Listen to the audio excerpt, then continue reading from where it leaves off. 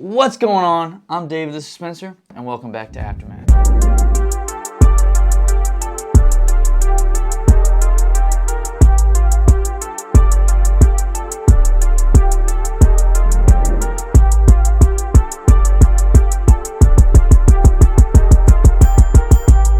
Welcome back to Aftermath, the Sportscast. We cover the 912 area. We are going into the Elite Eight in the state playoffs, as well as some basketball news coming up as well for the show. Before we hop into the show, make sure you like, comment, subscribe, hit the bell icon. Make sure you go follow us on Instagram, get us the highlights, all the new people coming in for basketball season. Make sure y'all go and follow us because we'll be looking for highlights on there.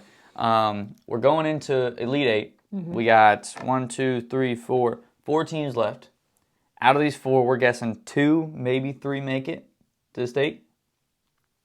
I'm going bold, man. I got all 4. You got all 4 going? I got all 4. We'll hop straight into it. Last week you went 1, 2, 3, 4. Like 5-2. 5-2, putting you at 11-5, I believe. 11-5. Something like that. We'll go with the first one. Calvary, undefeated Calvary takes on Wesleyan. I'm sorry if for anyone coming from Wesleyan, if that is not your name, I apologize, but it's okay because after this week, it really won't matter. You got Calvary or Wesleyan?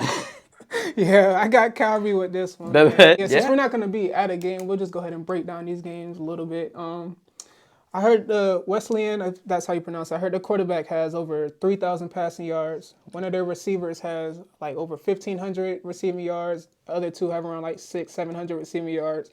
So this is going to be a big game for Calvary secondary, but this might be the game Calvary might get scored on, maybe. But I don't know. I still think Calvary's locked in. Calvary's winning this game for sure. Yeah, I wouldn't be surprised if they don't score. I won't either.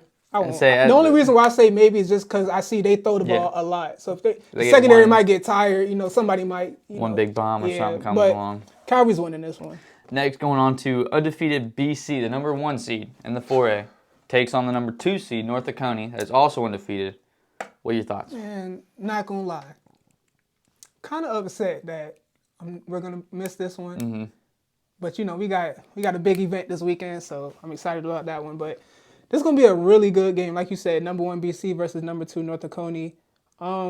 This is really going to be a battle of who's going to control the clock. I feel like I haven't seen North Bryan, and I don't know much about them. I didn't see any stats on them. So I don't really have much to say about them. I just know they're undefeated. They're the 2 seed in 4A.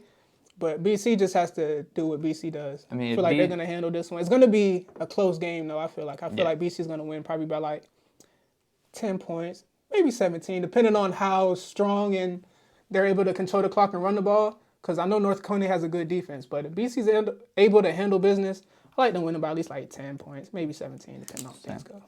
It all comes down to how well can they control that clock, which, they did. They ran out 9 minutes last week. So Savannah Christian takes on Lumpkin County. Lumpkin is undefeated going into this game. It's a big game for Savannah Christian right here. I heard Lumpkin County's running back has 2,000 rushing yards. So this is going to be a game with him on that side and you got Zoe Smalls on the other side. This is definitely a game of the running backs who's going to be able to control the clock, keep their defense off the field, because on both sides, you do not want to keep your defense on the field too long because they're just going to be pounding the rock up the middle, tiring your defense out. But for Savannah Christian, cannot turn the ball over on offense. Y'all have to play a clean game, keep the penalties low, but y'all cannot turn the ball over because you do not want to give them any extra drives at all. But this is going to be a tough one. But you know me, man. I'm rocking with the Savannah teams this week. I think it's going to come down to Elijah and Guyton and other people on that defensive line. It's going to be the front 7. It's going to be the linebackers, the D-line and the linebacker core. Like, they're going to have to really be locked in with this running game. Because, like I said, it's going to be a real run-heavy game. They're going to have to lock in. But they can't sleep in the backfield because quarterbacks no slouch either. They hit them with the play action deep. DBs cannot be sleeping. Going into the last game that we got, Jenkins. Can Jenkins continue the Cinderella story against Carterville? I hope so, man. I don't know, but I hope so, man. I don't know too much about Carterville either, but I know they're undefeated. Their quarterback has a little over 1,000 yards. Running back has I think he's like close to 1,000. He might be around like 800-900 yards.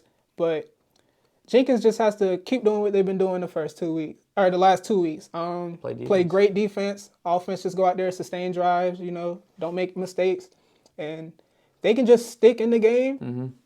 Who knows what could happen, man? Like that's all they have to do. Just stick in the game. Like I said, play great defense like you've been doing the last 2 weeks. Offense, don't make any mistakes, and we're gonna see what happens, man. It's gonna be tough though. So who's your pick? Now, like I said, you gotta. The last 2 weeks I've been going against Jenkins. I think you got. They won. They play better as underdogs. So I feel like it's only right. So I gotta go Carterville. Jenkins, please, bro. If we get 4 teams in the Final Four, bro. Savannah's already taken over. Like Georgia overall, like Savannah sports is taking over. But if we get 4 teams in the Final Four, oh my god, huge. Now we mentioned that we would not be at a football game this week because we got the Savannah Hoops Shootout, big first tournament of the year. I wouldn't even say tournament, big first basketball event of the year. It's going to be at In-Market Stadium Friday night and Saturday night, 2 games each night. It's really In-Market Arena. It's not a stadium. Oh, my bad. In-Market Arena. My apologies. Friday, Saturday, first game's at 6 p.m. They're usually 6 and 8. 6 p.m. We got Grove St. Andrews at 6 p.m. I don't know too much about Grove's team. I know they're young, but I know their coach over there, he's always going to have them fighting. So I know that's going to be a good game. Same with St. Andrews. They're coming off back-to-back state championships, but they lost a big key piece in their point guard and Zai Edwards. But they got the little brother Zayden Edwards over there. So that's going to be a good matchup. It's going to be real gritty. Fight of the Young Bucks. It's going to be a gritty game. But the next game, the 8 p.m. game, Johnson versus Savannah High, that's the big game of the weekend. You got Johnson, who I want to say right now is ranked probably number 8 in 3A if I saw it last. But, man, Johnson has, for the last, 3-4 years, especially the last 3 years since I've been filming, they've always been ranked in the top 10, always been making it to at least the Elite 8 round in the playoffs. So this is going to be a real good game. Savannah High is super young. They're about probably 90% juniors, but they all been playing with each other for the last 2-3 years. Yeah. They got a new coach.